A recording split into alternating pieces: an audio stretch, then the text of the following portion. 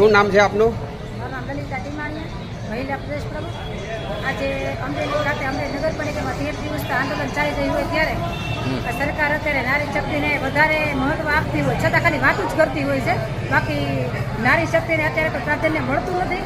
અને પહેલી વાત તો એ કે અત્યારે અમરેલી નગરપાલિકામાં 13 દિવસથી આંદોલનની બહેનો બેઠી હોય તો પણ છતાં આ લોકોને જરી કે મનમાં નથી. એટલા બધા 300 બહેનો જો નગરપાલિકા હેરાન થતા હોય છતાં આ લોકોને મનમાં નથી. અને ન્યાય માટે આટલી બધી બહેનો લડત કરતી હોય છતાં આ બહેનોને જરી કે આ લોકોને દયા નથી આવતી સરકારને કે આ બહેનોને અમારે ન્યાય આપવો જોઈએ અને એને નોકરી પણ આપવી જોઈએ. અને છતાંય અત્યારે આનાથી પછી જો આજ ઉગ્ર આંદોલન કરવાની તૈયારી છે, પણ જો આજે પણ કાંઈ નિર્ણય નહીં આવે તો બહેનો રોડ ઉપર ઉતરશે.